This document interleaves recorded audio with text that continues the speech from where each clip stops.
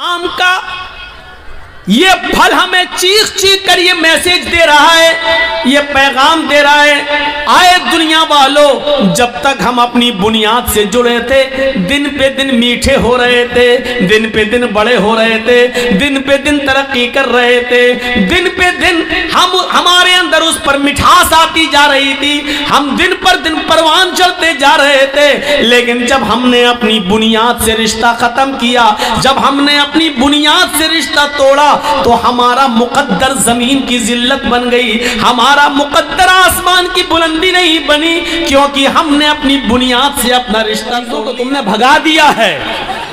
अगर वो दोनों होते तो 2-2 400 वो और 200 तुम्हारे 600 रुपए, उनके 400 रुपए भी तुम्हें नहीं, तुम्हारे बाप को भी देना पड़ेंगे, क्योंकि तुम्हारे चीखने से वो भाग गए।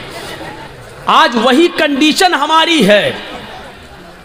हम खुद तो ईमान के अंदर दाखिल नहीं है, और हुलिया, शक्ल, सूरत, किरदार, अमल ऐसे हैं कि जो आना भी चाहता है इस्लाम की तरफ वो भी भाग रहा है। तो उनके इस्लाम से दूर होने का अजाब भी हमारे सर पर लादा जाएगा, क्योंकि हमारी वजह से वो इस्लाम से दूर हो रहा है, हमारी वजह से वो दूर हो रहा है। कौन जिम्मेदार है इसका? ये आज हमारा हाल हो गया है। अल्लाह ने कहा कि हम तुम्हें इज्जत देंगे, हम तुम्हें बुलंदी देंगे, हम तुम्हें हुकूमत देंगे, हम तुम्हें साहिबे हुक्मरां बनाएंगे, साहिबे हुकूमत बनाएंगे, हुक्मरां बनाएंगे। लेकिन तुम्हें भी मेरी एक बात मानना होगी, मेरी शर्त है इन कुंतुम मुमिनीन, कि तुम अपने अंदर ईमान पैदा कर लो। इसका मतलब यह है कि हम मोमिन कहते हैं, है नहीं, दावा है लेकिन है नहीं। अच्छा एक बात बताइए, जब शर्त पूरी नहीं होगी तो मशरूत भी पूरा नहीं होगा। जब तुम्हें भूख लगेगी तो मैं तुम्हें खाना खिलाऊंगा, तो मैं खाना कब खिलाऊंगा? जब तुम्हें भूख लगेगी। नमाज के लिए वुजू शर्त है, जब आपका वुजू सही होगा तो नमाज होगी, वुजू नहीं तो नमाज भी नहीं। तो जब नमाज के लिए वुजू शर्त है, जब वुजू नहीं है तो नमाज भी नहीं है। इज्जत और बुलंदी का वादा अल्लाह ने ईमान के शर्त के साथ किया है। जब ईमान नहीं है तो इज्जत और बुलंदी भी नहीं है। इज्जत और बुलंदी हमें तब मिलेगी जब हमारा ईमान मजबूत होगा। एक और मिसाल से समझने की कोशिश कीजिए। ईमान और अमले स्वालेह ये दोनों लाजिम और मलजूम हैं। आपके अंदर ईमान है या नहीं, इसका अंदाजा आपकी अमली जिंदगी से लगाया जाएगा। आपका अमल बताएगा कि आपके अंदर कितना ईमान है। अगर अमल अच्छा नहीं तो ईमान भी नहीं। ईमान होगा तो अमल होगा, अमल अच्छा होगा तो ईमान होगा। ईमान और अमले स्वाले लाजिमो मलजूम है। ये समझ लो कि ईमान का लाजिमा है अमल, जैसे सूरज का लाजिमा है रोशनी। अगर दिन में रोशनी निकली है, धूप निकली है, तो इसका मतलब यह है कि सूरज निकला है। अगर रोशनी नहीं है तो इसका मतलब सूरज नहीं निकला है। आग जलेगी तो हरारत होगी, गर्मी होगी। अगर गर्मी है तो इसका मतलब आग जल रही है।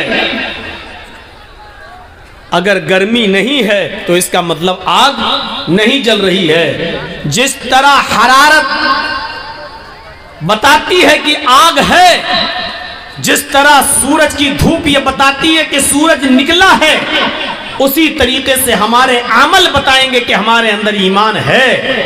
ہمارے اعمال خراب ہیں یا ہم بدعملی کا شکار ہیں تو یہ ہماری بدعملی بتائے گی کہ ہمارے اندر ایمان نہیں ہے.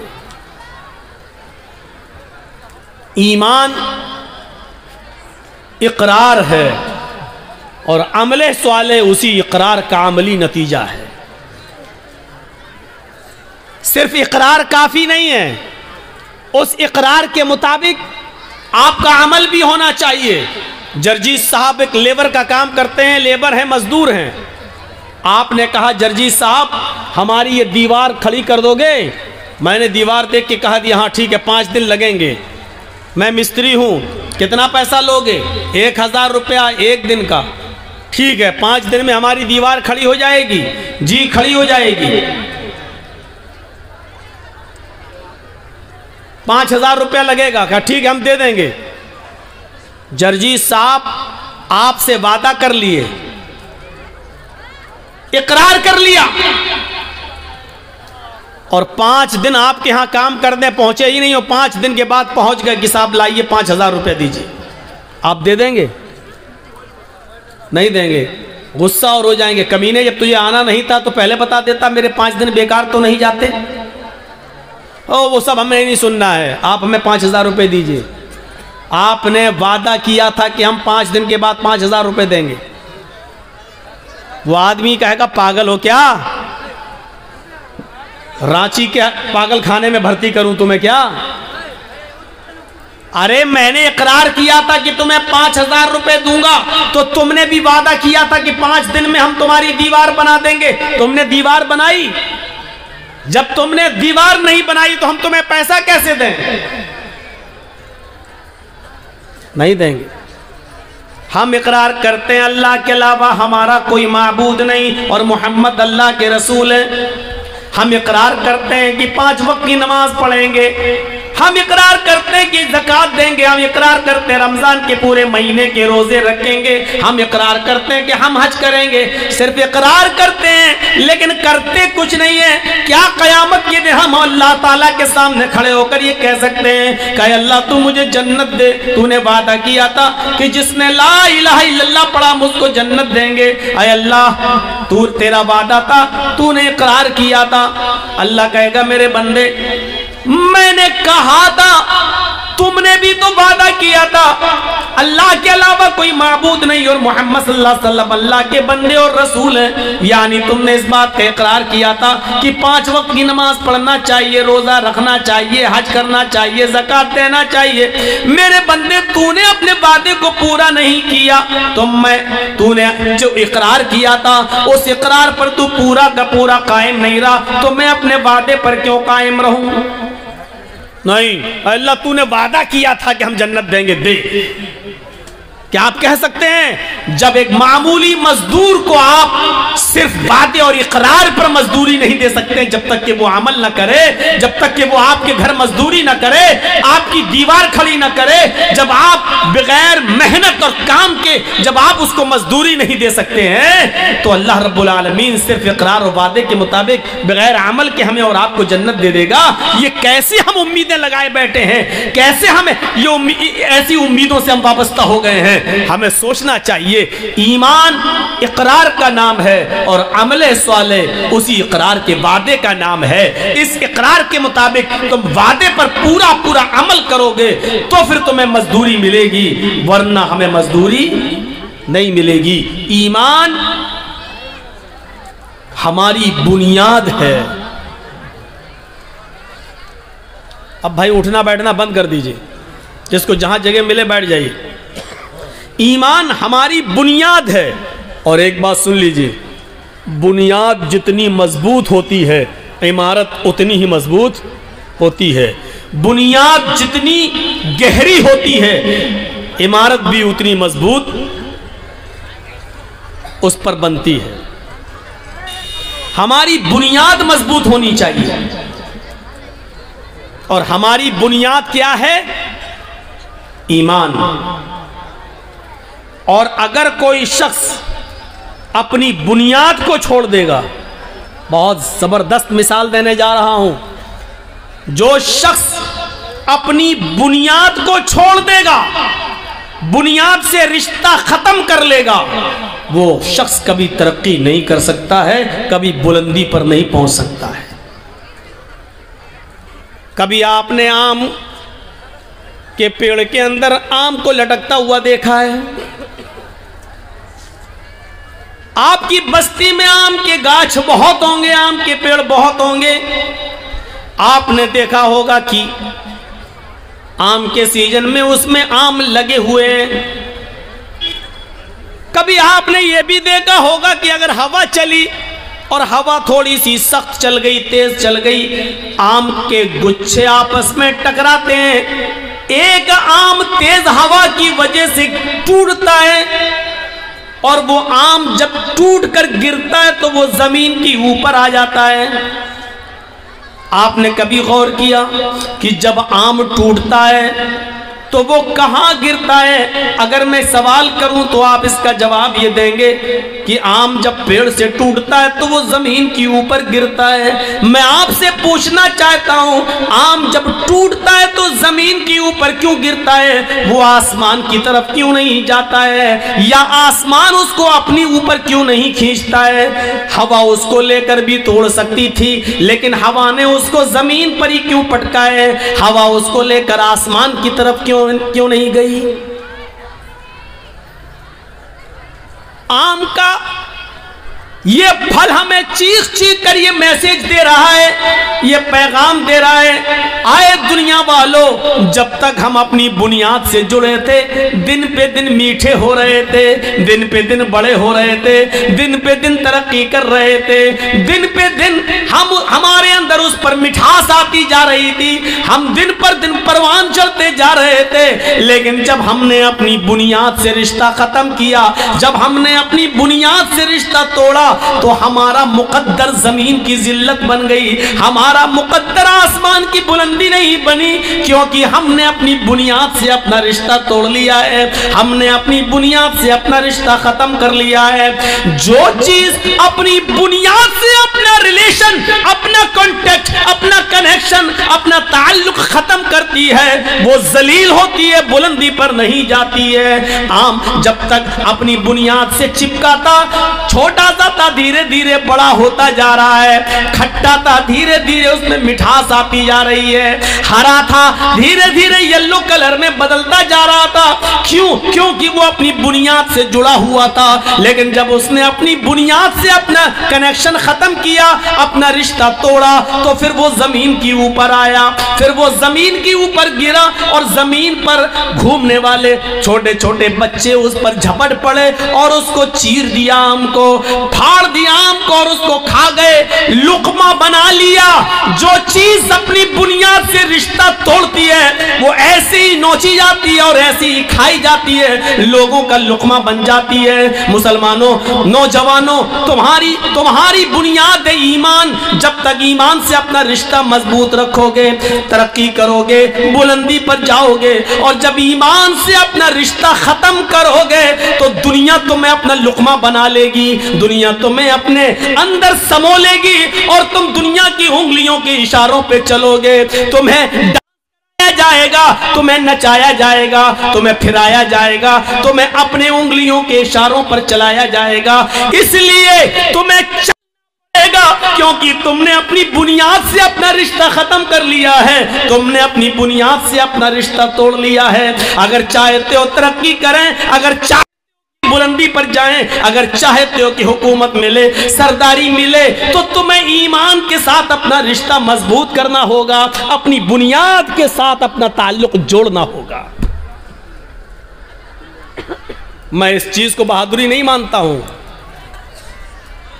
چند لڑکوں کے بیچ میں ایک لڑکی جاتی ہے اور چہرہ کھولی ہوئی ہے، لیکن بس اوپر سے پردہ ڈالے ہوئے ہے، اور لوگوں کے بیچ میں جا کر اللہ اکبر کا نعرہ لگا دیتی ہے۔ تھوڑی دیر کے لیے شاباشی مل جائے گی، تھوڑے دیر کے لیے جذباتی مسلمان جذبات میں بہہ جائیں گے، اور اس لڑکی کی آواز میں آواز ملا کر پھر کلکتہ میں بھی احتجاج ہوگا، کرناٹک میں بھی بمبئی میں بھی احتجاج ہوگا، لیکن ہم اس احتجاج کو صحیح نہیں مانتے ہیں۔ صحیح تو ہم تب مانتے جب ایک لڑکی حجاب میں گئی اور اس کے حجاب کو اتروانے کی کوشش کی جا رہی ہے، اس کے حجاب کو اتروایا جا رہا ہے، اس کے اس حجاب کے اتروانے کی کیفیت کو دیکھ کر ہم جتنے بھی مسلمان ہیں اور جتنے بھی مسلمان بہنیں اور مائیں اور بیٹیاں ہیں، ان کو اتنا غصہ آ جانا چاہیے کہ اب ہمارے جسم سے ان کمبختوں نے حجاب بنایا ہے، آپ حجاب ضد میں پہن کر جائیں گے، ہم اپنے گھروں سے حجاب حفاظت دیکھیں کون ہے جو ہم سے ہمارا حجاب نوچ سکے اور اٹھا سکے۔ اگر اس لڑکی کے ہمت و بہادری اور حوصلے کو سلام تو ان تمام عورتوں کو اس دن کے بعد سے حجاب شروع کر دینا چاہیے تھا۔ اگر یہ ساری کی عورتیں حجاب پہننا شروع کر دیں، برقع اوڑھنا شروع کر دیں، چہرہ چھپانا شروع کر دیں، دیکھ لیجئے ڈیبیٹ کتنی جلدی بند ہو جائے گی اور پھر کوئی آدمی حجاب پر پھر پابندی نہیں لگائے گا، کیونکہ وہ جان جائے گا کہ اب مسلمان ایک زخمی شیر کی طرح ہے، اس کی ایک عورت سے اگر حجاب ساری کی ساری عورتیں حجاب پہننے والی بن جاتی ہیں، تو اس لیے اس کو چھیڑو ہی مت۔ یہ ہونا یہ چاہیے تھا، لیکن ہوا یہ کہ ہم احتجاج ہیں اور چناؤ کے بعد 10 مارچ کے بعد یہ احتجاج بند ہو جائے گا۔ کیوں؟ کیونکہ اس کو چناؤ کے لیے لایا جاتا ہے اور یہ بار بار اٹھے گا، اور جب بھی چناؤ آئے گا اس طریقے کے مدعے اٹھیں گے، کیونکہ اس سے ہندو اور مسلمان دونوں کا دھرویکرن کیا جاتا ہے۔ ہم اس سازش کو نہیں سمجھ پاتے ہیں، ہمارے اندر ایمان کتنا ہے یہ ہمیں اندازہ لگانا چاہیے۔ آپ نے ایک پتنگ کو دیکھا ہوگا، پتنگ اڑتی ہے، کیوں اڑتی ہے؟ ہم نے اس پتنگ کو اڑایا، آگے بڑھی، ہم نے ڈھیل دی، وہ اور آگے بڑھی، ہم نے اور ڈھیل دی، ہلکا سا اشارہ کیا، پھر ڈھیل دی، وہ اور آگے بڑھی، ہوا اس کو بلندی پر لے جا رہی ہے۔ وہ پتنگ بلندی پر کیوں پہنچی؟ کون لے کے گیا؟ ہوا۔ لیکن تھوڑی دیر کے بعد آپ دیکھتے ہیں دوسری پتنگ آتی ہے اور اس پتنگ کی ڈور کو کاٹ دیتی ہے، اس کے دھاگے کو، مانجے کو کاٹ دیتی ہے۔ میں کہتا ہوں ہوا تو وہی ہے جو ابھی اس پتنگ کو اوپر لے کے جا رہی تھی، لیکن جب اس پتنگ کی ڈور کٹتی ہے تو پھر ہوا اس پتنگ کو اوپر لے کر کیوں نہیں جاتی؟ ابھی پتنگ اوپر لے کر جا رہی تھی، لیکن ابھی ہوا اس پتنگ کو اوپر لے کے جا رہی تھی، لیکن جب پتنگ کی ڈور کٹتی ہے تو پھر وہ ہوا اس پتنگ کو اوپر نہیں لے جاتی ہے، بلکہ اس کو زمین پر آنا پڑتا ہے۔ وہی پتنگ جو ابھی اوپر اڑ رہی تھی اب ڈور سے رشتہ توڑتی ہے تو وہ ہچکولے کھاتے ہوئے، جمپنگ کرتے ہوئے، کولا منڈیاں کھاتے ہوئے وہ زمین پر گرتی ہے، اور زمین پر بھی پھر وہی حال ہوتا ہے۔ چھچورے لڑکے، ان پڑھ لڑکے محلے کے اندر جن کو اسکولوں کالجوں میں جانے کی فرصت نہ ہو، ایسے چھچورے لڑکے اس پتنگ کی اوپر ٹوٹ پڑتے ہیں اور اس کی چھینا جھپٹی کر کے اس کے ٹکڑے ٹکڑے کر دیتے ہیں۔ یہ پتنگ جو آسمان کی بلندی کو چھو رہی تھی، اس لیے کیونکہ وہ اپنی بنیاد سے جڑی ہوئی تھی، اپنی ڈور سے رشتہ مضبوط کی ہوئی تھی، بلندی پہ جا رہی تھی، لیکن جب اس کی ڈور کو، اس کے دھاگے کو کاٹ دیا گیا، اس کے بنیاد سے کو توڑ دیا گیا، تو پھر وہ پتنگ پھر ایک بالش بھی اوپر نہیں جا سکی، پھر وہ کولا منڈیاں کھاتے ہوئے، جمپنگ کرتے ہوئے زمین کی اوپر آتی ہے، زمین پر آتی ہے اور گرتی ہے، اور زمین پر بیٹھے ہوئے لڑکے اس پتنگ کو پھاڑ دیتے ہیں، لوٹ لیتے ہیں۔ ایک پتنگ پر 20 لڑکے گر پڑتے ہیں کہ ہمیں مل جائے، ہمیں مل جائے، اور چھینا جھپٹی میں اس پتنگ کے پر کھچے اڑ جاتے ہیں۔ وہ پتنگ زمین پر کیوں آئی؟ پتنگ کا ڈور سے کٹ کر زمین پہ گرنا ہمیں یہ میسج دے رہا ہے کہ پتنگ نے اپنی ڈور سے اپنا رشتہ توڑ لیا ہے۔ جب اس نے اپنی بنیاد سے رشتہ، کنیکشن ختم کر لیا ہے تو اب بلندی نہیں ملے گی، آسمان کی اونچائی نہیں ملے گی، اب بنیاد سے رشتہ ختم کرنے کے بعد زمین پر آنا پڑے گا۔ ذلت اس کا مسکن، ذلت اس کا مقدر بنے گی، اب وہ بلندی پر نہیں جا سکتی ہے، کیونکہ بنیاد سے اس نے اپنا رشتہ توڑا ہے۔ مسلمانوں، جب تک تم قرآن سے، ایمان سے اپنے رشتے کو مضبوط رکھو گے، بلندی کرو گے، اللہ کی قسم اوپر جاؤ گے، اللہ کی قسم عزت ملے گی۔ وہ بھیڑوں بکریوں کو چرانے والوں کو عزت کس نے دی ہے؟ اسی قرآن نے دی ہے۔ وہ عمر جو کبھی کوئی غصہ برداشت نہیں کرتے تھے، وہ عمر جو جناب محمد رسول اللہ صلی اللہ علیہ وسلم کی گردن بھی اڑانے کے لیے نکلے تھے، اس عمر کو 22 لاکھ مربع میل کا حکمراں کس نے بنایا؟ اس عمر کو اتنی بڑی زمین کی ملکیت کس نے عطا فرمائی ہے؟ اتنا بڑا بادشاہ، اتنا بڑا حاکم کس نے بنایا ہے؟ 22 لاکھ مربع میل پر حکومت کس نے کی؟ حضرت عمر نے۔ حضرت عمر فاروق کو حکمراں بنایا تو اسی قرآن کریم کی دعوت نے، اسی قرآن کریم نے، اسی ایمان کے رشتے نے۔ عمر کی حیثیت ایمان لانے سے پہلے کیا تھی؟ لیکن جب عمر نے ایمان سے اپنا رشتہ جوڑا تو ترقی کرتے گئے، اتنی ترقی کی کہ اللہ کے نبی کو بھی کہنا پڑا، لو کان بعدی نبی لکان عمر، آج کوئی نبی ہوتا تو وہ حضرت عمر ہوتے۔ عمر نے اتنی ترقی کی کہ 22 لاکھ مربع میل اتنی زمین پر انہوں نے حکومت کر کے دکھائی، اور اتنی شاندار حکومت کر کے دکھائی کہ مہاتما گاندھی کو بھی یہ کہنا پڑا کہ عمر فاروق جیسی حکومت اگر آج بھارت کے اندر قائم ہو جائے تو دیش کے اندر سے خون خرابہ مٹ جائے، دیش کے اندر سے خون خرابہ ختم ہو جائے، امن اور شانتی پیدا ہو جائے۔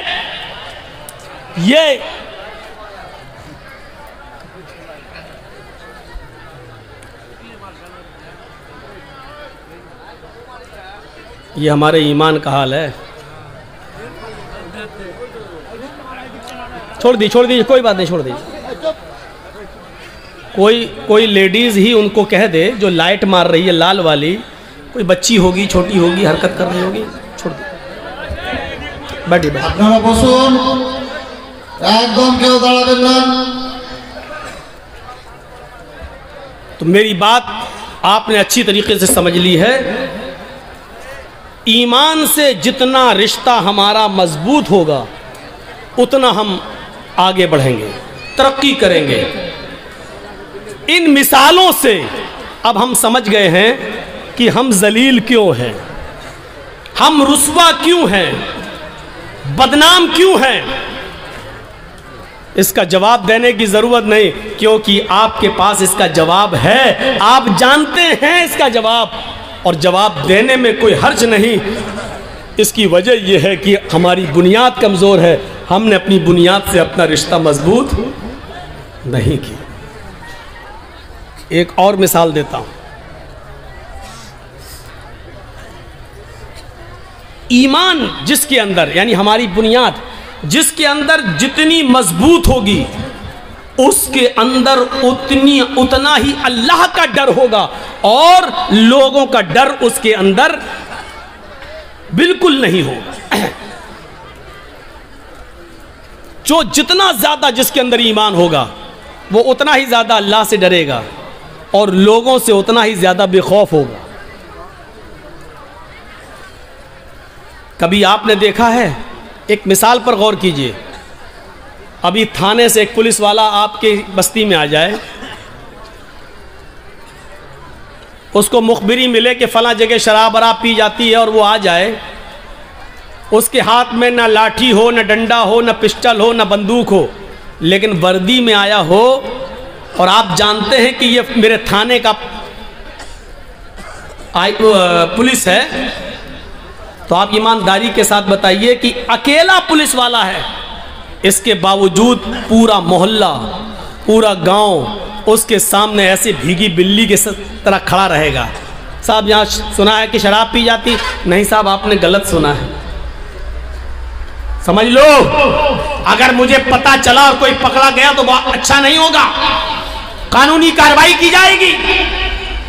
वो अकेला पुलिस वाला पूरे गांव पर, पूरे मोहल्ले पर धौंस और धमकी देता चला जाता है, जबकि उसके पास न पिस्टल है, न बंदूक है, न राइफल है, न लाठी है, न डंडा है, लेकिन अकेला चीखता चला जा रहा है, चिल्लाता चला जा रहा है, और हम उसके सामने खड़े, जी जी जी नहीं साहब कोई बात होगी तो आपको जरूर इन्फॉर्म कर देंगे, अरे साहब हम तो कानून का साथ देते हैं, अरे साहब आप हाँ हाँ साहब साहब कहते चले जाएंगे। मैं पूछना चाहता हूं कि उस अकेले पुलिस वाले से पूरा गांव क्यों डरता है, या यूं कह लो कि पूरे गांव उस एक पुलिस वाले के सामने भीगी बिल्ली क्यों बना रहता है। मैं इसको यूं भी कह सकता हूं कि वो एक पुलिस वाला पूरे गांव वालों के सामने अपने आप को सबसे ताकतवर क्यों समझता है। क्या पूरे गांव के लोग उसके ऊपर टूट पड़ेंगे तो क्या वो सबका मुकाबला कर लेगा? नहीं कर पाएगा। लेकिन इसके बावजूद वो सबसे ज्यादा ताकतवर समझता अपने आप को। क्यों? क्योंकि वो जानता है कि मैं अकेले नहीं आया हूं, मैं सरकारी ड्यूटी पर हूं और मेरे साथ सरकार की मदद है। और गांव वाले भी ये समझते हैं ये अकेला है जरूर, लेकिन ये अकेला नहीं है, आया है अकेला, लेकिन अगर एक थप्पड़ भी इसको मार दिया तो पूरा गांव मेरा छावनी में तब्दील हो जाएगा। क्योंकि अगर उसने एक फोन कर दिया तो मेरे पूरे गांव पर छापा मार दिया जाएगा, छावनी में तब्दील। ये अकेला आया है, लेकिन अकेला है नहीं, सरकार की ताकत है इसके पास, सरकार की ताकत है मौलवी चर्चिस के पास। पूरे गांव के लिए अकेला काफी है, पूरा गांव डरता है। इसी तरीके से एक मोमिन, हम आपको नहीं कह रहे हैं, हमें नहीं मालूम कि आप में कौन मोमिन है कौन नहीं है, हम मोमिन कह रहे हैं। ईमान की इतनी देर तक जो हमने बहस की है और बताया है, उस रोशनी में मोमिन, जो मोमिन होगा वो उसी तरीके से किसी से डरेगा नहीं, उसके साथ आप चाहे कुछ कर डालिए वो डरेगा नहीं, क्योंकि वो जानता है कि मैं अकेले नहीं हूं, ईमान की ताकत है मेरे साथ, अल्लाह है मेरे साथ। जिसके अंदर जितनी ईमान, जितना होगा ईमान, वो उतना ही निडर होगा, लोगों से नहीं डरेगा, सिर्फ अल्लाह से डरेगा। क्योंकि एक पुलिस वाला अकेले जब नहीं डरता, ऐसे ही एक अकेला सच्चा मोमिन भी किसी से नहीं डरता, क्योंकि वो जानता है कि मेरे पास ईमान की ताकत है। और उसकी मिसाल दूं आपको,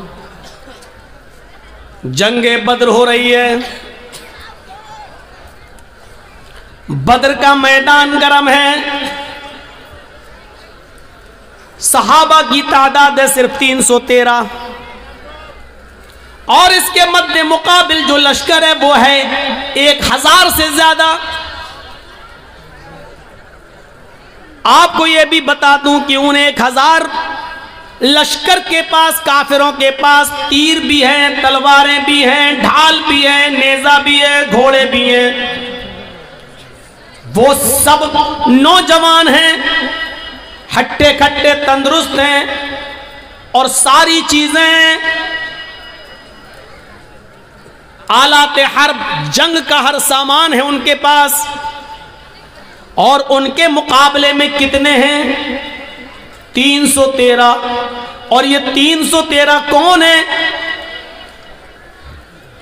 जवान, बूढ़े और कुछ बच्चे जब मिलाए गए और इनकी गिनती तब जाकर होती है 313। और इन 313 लोगों के पास, इन 313 सहाबा के पास सिर्फ 2 घोड़े हैं।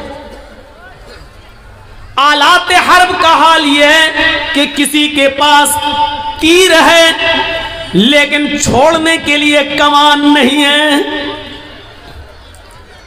किसी के पास कमान है लेकिन छोड़ने के लिए तीर नहीं है, किसी के पास तलवार है लेकिन काफिरों के हमले से बचने के लिए ढाल नहीं है। वो तलवार चलाए लेकिन काफिर जब उस पर हमला करे तो अपना बचाव किससे करे? उसके पास ढाल नहीं है। اگر کسی کے پاس ڈھال ہے تو چلانے کے لیے تلوار نہیں ہے. پھر بھی جنگ ہے, لڑ رہے ہیں. ذرا آپ نے غور کیا ہے, یہ کوئی مقابلہ تھا کہ ایک طرف 1000 سے زیادہ اور ایک طرف 313. ایک صحابی کے اوپر 3 سے زیادہ لوگ, اور اس کے پاس ایک چیز ہے تو دوسری نہیں, اور ان کے پاس سب کچھ ہے. کون سی چیز ہے جو ان 313 صحابہ کو ان کے سامنے لا کر کھڑا کر رہی ہے اور ان سے لڑنے پر مجبور کر رہی ہے؟ یہ کون سی چیز ہے؟ بتانے کی ضرورت نہیں, یہ وہی ایمان ہے. یہ اسی ایمان کی طاقت ہے. اور ایسی کنڈیشن میں اللہ کے نبی صلی اللہ علیہ وسلم کا سر سجدے میں ہے زمین پر. بدر کے میدان میں ایک جانب آپ نے اپنی پیشانی کچی زمین پر رکھ دی ہے اور سجدے میں گرے ہوئے ہیں, اور یہ دعا کر رہے ہیں سجدے میں, اللہم لا تہلک ہذہ العصابہ ان تہلک ہذہ العصابہ لن تعبد بعد اليوم قط. اے اللہ, یہ مٹھی بھر جماعت, یہ میرے چند صحابہ, یہ 10 سال مکے کی زندگی میں میرے دعوت و تبلیغ کا نتیجہ مدینہ آنے کے بعد انہوں نے مجبور کیا ہے. یہ میری 10 سال کی 13 سال کی یہ میری مکے کی محنت, اے میرے پروردگار, میری 13 سال مکے کی محنت کے بعد یہ 313 لوگ اسلام لائے ہیں. یہی میری جمع ہے, یہی میری پونجی ہے, یہی میرا سرمایہ ہے, یہی 13 سال کی محنت کی جائے جو میں نے نچوڑ کر تیرے سامنے پیش کر دیا. الہ العالمین, اگر یہ 313 مسلمان آج ہلاک ہو گئے, مجھ پر ایمان لانے والے مٹ گئے, یہ 313 اگر آج ختم ہو گئے, ان 313 کو اگر آج برباد کر دیا گیا, ان کو کافروں نے اپنے حملے میں شکست دے دی, اگر آج یہ اس دنیا سے مٹ گئے, لن تعبد بعد اليوم, اے اللہ آج کے بعد پھر کبھی تیری عبادت اس روئے زمین پر نہیں ہوگی. آج کے بعد پھر کوئی اللہ اللہ کہنے والا نہ ہوگا. آج کے بعد پھر اس زمین پر کبھی سجدہ نہ کیا جائے گا. اللہ اکبر کی ندا آج کے بعد نہیں آئے گی. اے اللہ, اگر تو چاہتا ہے کہ قیامت کی صبح تک تیرا نام تیرا دین باقی رہے تو ان 313 مسلمانوں کی حفاظت فرما.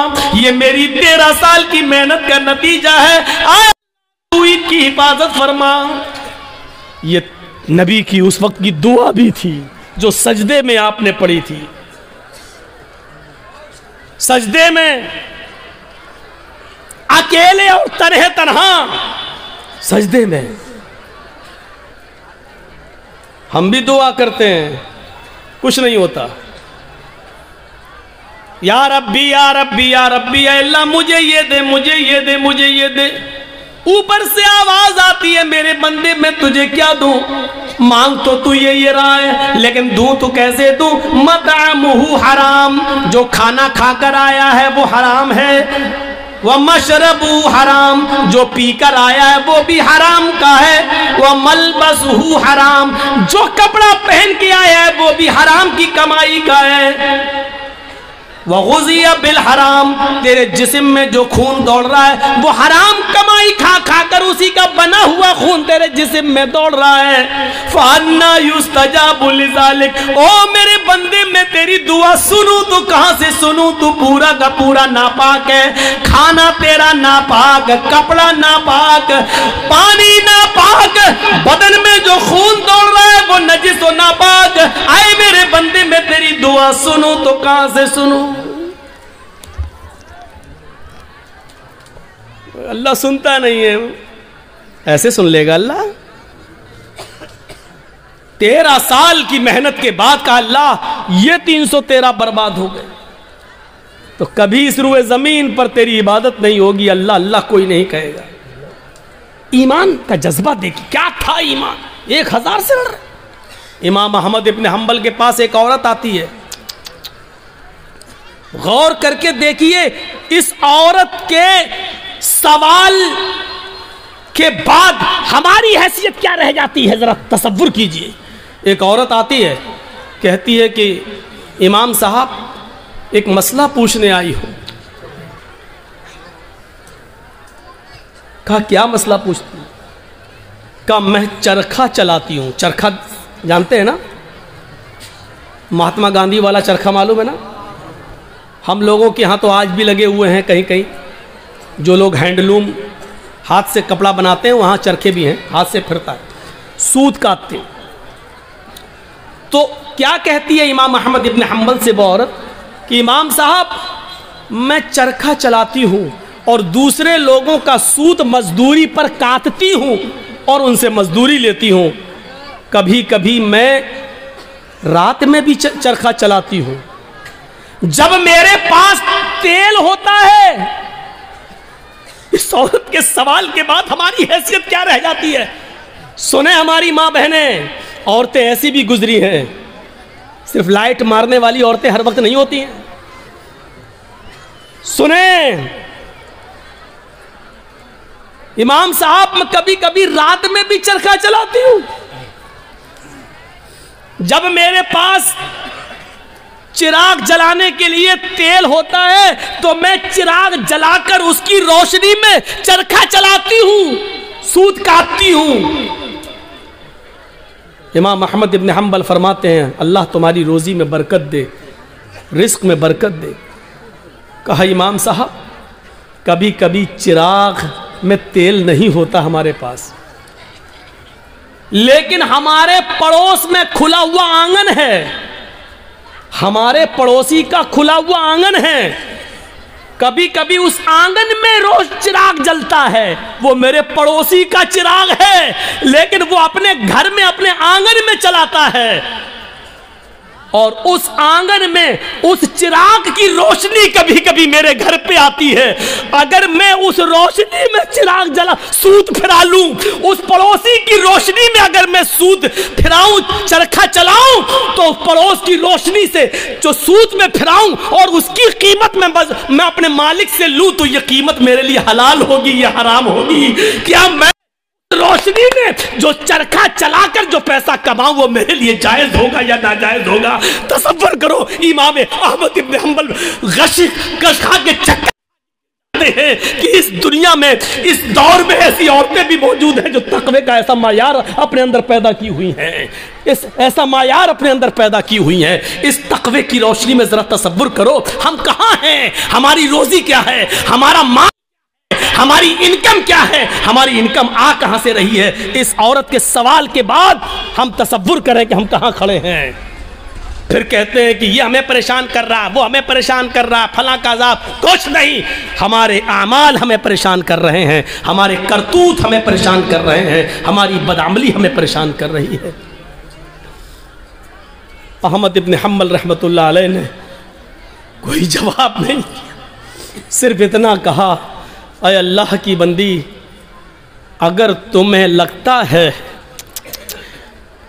تم اس سے مانگنے تو نہیں گئی ہو، تم نے چوری تو نہیں کی ہے، اگر اس کے آنگن میں روشنی جل رہی ہے اور وہ تمہارے آنگن میں آ رہی ہے تو میرے حساب سے، امام احمد ابن حنبل نے کہا، اس روشنی میں چراغ کی اس روشنی میں اگر تم سوت کاٹ لیتی ہو تو میرے حساب سے کوئی غلط تو نہیں ہے، لیکن پھر بھی اگر تم پرہیز کرو اور بچو تو یہ تمہارے لیے زیادہ بہتر ہے۔ یہ احمد ابن حنبل کا جواب تھا، جبکہ چوری نہیں تھی، وہ جلا رہا ہے، دروازہ نہیں ہے، آنگن سے آنگن ملا ہوا ہے اور اس کے آنگن سے اس چراغ کی روشنی یہاں آ رہی ہے، تو اس میں بھائی آپ کی یہ لائٹ جل رہی ہے، اب ادھر روشنی جا رہی ہے تو اس آدمی کا کیا قصور ہے؟ تم اگر چاہتے ہو کہ میری روشنی میرے گھر تک رہے تو تمہیں اپنے گھر کا انتظام کرنا ہے، لیکن اگر آپ کے گھر کی روشنی اور آپ کے بلب کی روشنی میرے گھر آ رہی ہے اور آپ یہ کہیں کہ اپنا میری روشنی تیرے گھر کیوں آ رہی ہے؟ ہٹ اپنا گھر توڑ. تو آپ غلط ہے نا. ذرا تصور کرو احمد ابن حنبل نے جب وہ عورت جانے لگی, وہ بوڑھی عورت, تو احمد ابن حنبل رحمہ اللہ نے لوگوں سے پوچھا کہ یہ جس باپ کی بیٹی ہے اس کا باپ کوئی معمولی شخص نہیں ہوگا, ضرور کسی اچھے اور نیک باپ کی تربیت ہوگی جس نے ایسی نیک بیٹی پیدا کی ہے. ذرا تصور کریے. نبی اکرم کی دعا اس لیے قبول ہوئی کیونکہ آپ سراپا رزق حلال استعمال کرتے تھے. صحابہ کی اس لیے مدد ہوئی اس جنگ بدر میں کیونکہ کسی صحابی نے مال حرام کو اپنا لقمہ نہیں بنایا. میرے بھائیوں, 1000 کا لشکر پھر مغلوب ہوتا ہے اور 313 صحابہ کو فتح ہوتی ہے. یہ 313 صحابہ جو لڑے, یہ کون سی چیز تھی؟ یہ وہی طاقت تھی, وہی اسپرٹ تھی. کون سی؟ ایمان. اگر ایمان نہ ہوتا تو لڑتے. کچھ نہ کچھ دیر کے لیے بھی ماننا پڑے گا کہ اس لڑکی نے جو جذبات میں آ کے نعرہ لگایا تھا کرناٹک میں, اس کے اندر بھی کچھ ایمانی حرارت تھی, تبھی تو یہ اللہ اکبر کا لفظ نکلا ہے. اس کا انکار نہیں کیا جا سکتا. اور بعد میں پتا چلا کہ اس بچی کا باپ عالم ہے, وہ ایک مولانا کی بچی ہے, تو ظاہر بات ہے کہ تربیت تو اچھی رہی ہوگی. ورنہ آج کل سیاسی لیڈروں کی لڑکیاں کہاں نعرہ لگائیں گے اللہ اکبر؟ وہ تو وقت کے دھارے میں بہتے ہیں. وہ تو ہندو لوگوں کا ووٹ لینے کے لیے مندر میں ٹیکا بھی لگوا لیں گے. وہ تو مورتی کے سامنے بھی کھڑے ہو جائیں گے کیونکہ ہمیں ان کا ووٹ چاہیے. تو تربیت کا بھی فرق ہوتا ہے. ہم اپنی اولاد کو کون سی تربیت دے رہے ہیں, کیسی تربیت ہونی چاہیے, اس پر ہمیں غور کرنا چاہیے. جنگ خندق کے بارے میں کبھی سوچا آپ نے؟ جنگ خندق میں کتنے مسلمان تھے؟ آپ سے اگر سوال کریں تو شاید بہت کم لوگوں کو معلوم ہو. صرف 3000 صحابہ, 3000. اور ان 3000 صحابہ کا مقابلہ کتنے کافروں سے تھا, کتنے یہودیوں سے تھا؟ 10,000 کا لشکر. کوئی تقابل ہے؟ کوئی مقابلہ ہے؟ ایک طرف 3000, ایک طرف 10,000. وہ ہتھیاروں سے لیس, یہ بیچارے فل ہتھیار نہیں. ان 3000 صحابہ کو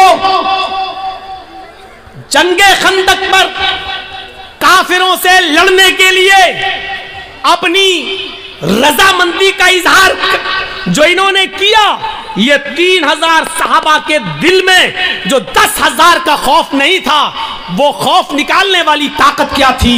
اگر آپ سے سوال کریں تو میری اتنی تقریر کے بعد جو 1 گھنٹے سے زیادہ بولتے ہوئے مجھے ہو گیا, آپ اس نتیجے پر پہنچ گئے ہوں گے کہ 3000 صحابہ جو 10,000 کے مقابلے میں کھڑے ہوئے ہیں اور لڑ رہے ہیں, یہ صرف ایمان کی طاقت تھی. وہ 10,000 سے نہیں ڈر رہے ہیں, وہ صرف ایمان کی طاقت ہے. ان کے دلوں میں اگر ڈر ہے تو صرف ایک اللہ کا ڈر ہے, وہ کسی کا خوف ان کے دلوں میں موجود نہیں ہے.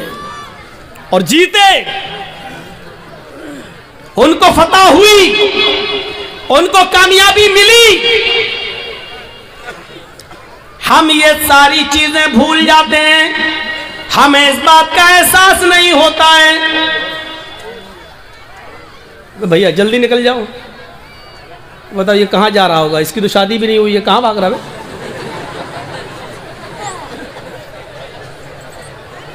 وہ دیکھو وہ چچا اٹھ کے جا رہے ہیں. بیچ میں جب کوئی اٹھتا ہے تو مجھے پتہ نہیں کیوں اتنا ڈر لگتا ہے. ایک بار حیدرآباد میں پروگرام کر رہا تھا نا, تو بیچ میں ایک آدمی اٹھ گیا, تو مجھے پتہ نہیں, اٹھا پیشاب کرتا ہے, سیدھے آیا میرا مائک پکڑ کے, اور مائک پھینک دیا اٹھا کے. اور پھر اس کے بعد انڈے چلے, ٹماٹر چلے, جوتے چلے, چپل چلی. تو اس دن سے ایک دہشت تو ہوتی ہے نا, پھر بیچ میں اٹھ رہا کہ پھر کوئی کھڑا نہ ہو جائے. تو وہ اس دن سے یہ ہے بات, بھائی جس کو اٹھنا ہوا کرے وہ پیچھے بیٹھا کرے, جب چاہے تب نکل جائے. جو آدمی آگے بیٹھتے ہیں ان کو معلوم ہے نا ان کو کتنی بار پیشاب آتا ہے, زیادہ آتا تو پیچھے بیٹھو. اور میری تقریر ہو رہی ہے، پتہ نہیں پیشاب کیوں نہیں روک پاتے ہیں آپ لوگ تو دل کی دھڑکنیں روک لیتے ہیں۔ ایک بار ڈاکٹر کے پاس گیا، ڈاکٹر میرا، ہم نے کہا ڈاکٹر صاحب ذرا وہ دیکھ لیجئے میرا پلس، بولا نہیں تمہارا تو ہائی ہوگا۔ ہم نے کہا ارے دیکھ لیجئے ڈاکٹر صاحب، اس کے بعد دوا، لیکن آپ، میں مان نہیں سکتا، ہمیں وہ تھرمامیٹر لگانے کی ضرورت ہی نہیں ہے، آپ کا پلس دیکھنا ہی نہیں ہے، آپ کا وہ کیا بولتے ہیں اس کو، بی پی، وہ آپ کا ہائی ہوگا، وہ کچھ بڑا ہی ہوگا، نیچے نہیں ہو سکتا ہے۔ میں نے کہا ڈاکٹر صاحب سن پڑ رہے ہیں، ہاتھ پیر ذرا کپ کپی سی ہو رہی ہے۔ کہتا کہ جب آپ کی تقریر سن کے ہم لوگوں کے لیول ہائی ہو جاتے ہیں، ہم لوگوں کا بی پی ہائی ہو جاتا ہے، تو آپ کا کیسے لو ہو سکتا ہے؟ اس نے چیک نہیں کیا، اللہ کی قسم چیک نہیں کیا، ایسی دوا دی، بولا آپ کا نہیں کریں گے، ہمیں قسم ہے ہم بھی نہیں کریں گے آپ کا، اور نہیں کیا۔ پتہ نہیں، وہ دیکھو بیچارے، دیکھو اب کیا کریں گے گھر جا کر۔ اچھا جتنا بولتے ہیں اتنا اور لوگ اٹھتے ہیں یار۔ تھوڑی دیر بیٹھ جاؤ بھائی، تھوڑی دیر بیٹھ جاؤ، اب ان کو کیا بولیں ہم۔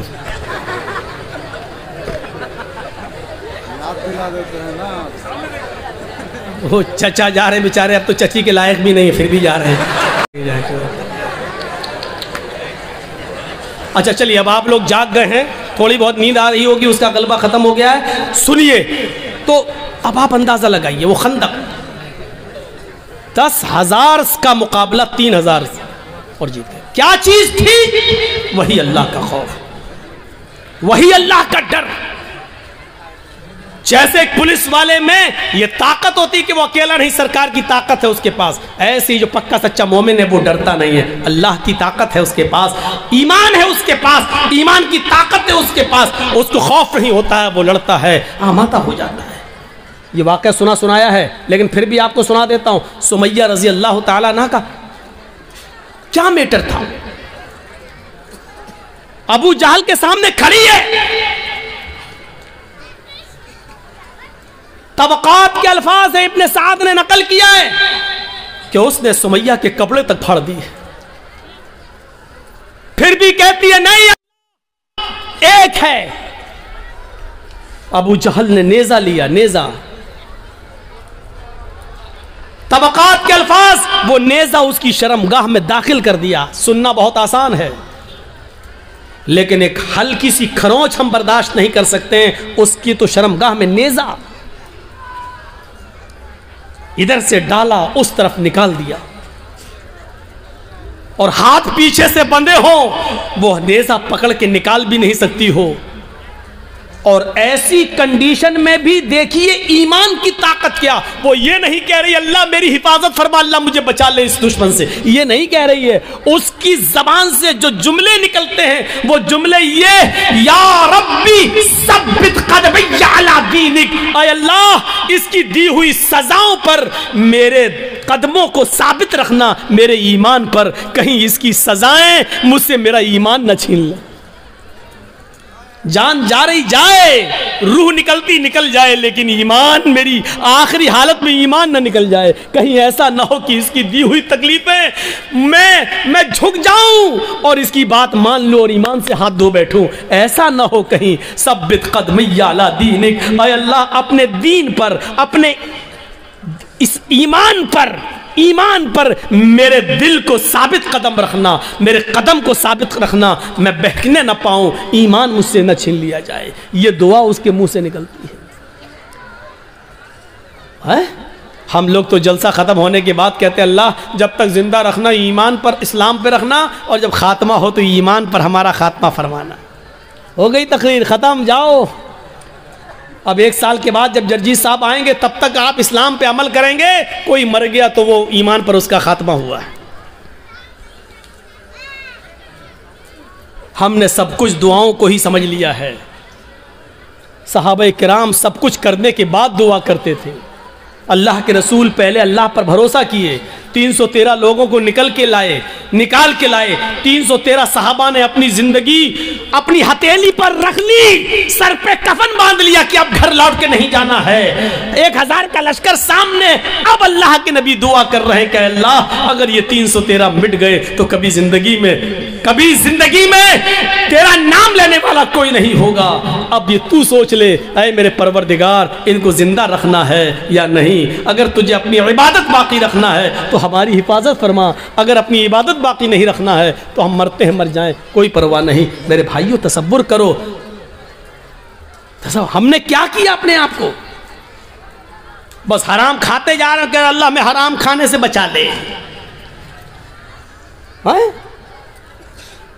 ساری برائیاں، ہم شراب پیتے جا رہے ہیں پھر کہ اللہ ہمیں شراب کی لت لگ گئی، اللہ ہمیں شراب سے بچا لے۔ اللہ کے بندے پہلے سب کچھ چھوڑ پھر دعا کر، اللہ کے بندے پہلے حرام چھوڑ اور حلال کھا اور اس کے بعد دعا کر کے اللہ مجھے اب جو حلال کھایا ہے اسی پر قائم رکھنا، اے اللہ حرام کا لقمہ میرے حلق کے نیچے نہ اترنے پائے۔ اب دعا کرو، حرام کھاتے جاؤ اور دعا کرو اللہ حرام سے بچا لے، شراب پیتے رہو اور دعا کرو اللہ شراب سے بچا لے، بے پردگی کے ساتھ ہماری ماں بہن بیٹیاں نکلتی رہو اور دعا کرے اللہ ہمیں پردہ کرنے کی توفیق عطا فرما۔ زندگی میں نہیں ملے گی ایسی توفیق۔ ان اللہ لا یغیر ما بقوم حتی یغیروا ما بانفسہم، اللہ کسی قوم کی حالت اس وقت تک نہیں بدلتا جب تک کہ کوئی قوم اپنی حالت کو خود بدلنے کی فکر نہیں کرتی ہے۔ پہلے ہمیں چینج ہونا پڑے گا، پہلے ہمیں بدلنا پڑے گا۔ پہلے زمانے کی عورتیں اگر اپنے بچوں کو بد دعا بھی دیتی تھی تو اس میں بھی دعا نکلتی تھی۔ بچہ شرارت کر رہا ہے، کبھی یہ کبھی وہ اٹھایا پھینک دیا، کبھی ماں پریشان، آئے ہائے ہائے ماں پریشان، اور ماں نے غصے میں اپنے انداز میں بد دعا، لیکن آپ اس کو بد دعا نہیں کہہ سکتے ہو۔ جب دیکھا کہ بچہ بہت شرارت کر رہا ہے تو بد دعا دیتے ہوئے کہا اللہ تجھے کعبے کا امام بنا دے۔ غصے میں بد دعا بھی دی تو اس میں بھی دعا چھلک رہی تھی، یعنی اس زمانے کی عورتوں کو غصے میں بھی ایسی بد دعائیں نہیں معلوم تھی کہ جو بچوں کی زندگی تباہ کر دے۔ ہماری ماؤں کی زبان سے کیا نکلتا؟ کتے مر جاؤ، پریشان کر کے رکھ دیا۔ اب کتا کہتی جا رہی ہے، اب یہ نہیں سوچ رہی کہ کتے کی اماں کون ہوئی، لیکن کہہ رہی کتے مر جاؤ، اور پتہ نہیں کیا کیا وہ کہہ دیتی ہے۔ ایک بچہ شرارت کر رہا ہے اور جب تنگ آ گئی ماں تو غصے میں روتے ہوئے کہتی اللہ کرے تجھے کعبے کا امام بنا دے، اور پتہ نہیں کون سی گھڑی میں یہ دعا نکلی اور عرش والے نے اس کو قبول فرمائی، اور وہ بچہ پھر کعبے کا امام بن کر نکلا، اور ایسا امام بنا کہ آج جس کو آج سدیس کے نام سے یاد کیا جاتا ہے، قاری سدیس، یہ کعبے کے جو امام آج بھی موجود ہیں یہ اسی ماں کی دعا کا نتیجہ ہے جو اس نے غصے میں دی تھی، اور اللہ نے اس بچے کو کعبے کا امام بنایا جو آج بھی کعبے کا امام ہے۔ ضرور اس ماں نے اپنی حلق کے نیچے کبھی حرام لقمہ نہیں اتارا ہوگا، اگر حرام لقمہ کھایا ہوتا تو یہ دعا قبول نہ ہوتی۔ ضرور اس ماں کی رگوں میں حلال خون دوڑ رہا تھا، اور حلال خون دوڑنے کی دعا تھا کہ وہ بچہ کعبے کا امام بنا۔ اگر آپ چاہتی ہو کہ ہمارے بچے ابن تیمیہ بنے، ہمارے اللہ امرسری بنے، ہمارے قیم بنے، ابن الجوزی بنے، ہمارے بچے احمد ابن حنبل بنے، ہمارے بچے امام مالک کی طرح بنے، تو آئے میری ماں بہنوں تمہیں اپنی رگوں میں حلال خون دوڑانا پڑے گا، حلال روزی کھانا پڑے گی، رزق حلال ہوگا، آدھی روٹی صحیح لیکن حلال، بھوکا سو جائے لیکن حرام لقمہ کھانا گوارا نہ ہو، تب تمہارے کوکھ سے پیدا ہونے والے بچے ابن تیمیہ بنیں گے، ابن قیم بنیں گے، ثناء اللہ امام مالک بنیں گے، تب سب کچھ کھاتی رہو اور کہو کہ اللہ ہمارے بچے کو کعبے کا امام بنا دے، نہیں ہو سکتا ہے۔ یہ تلخ جملے تمہیں سننا پڑیں گے،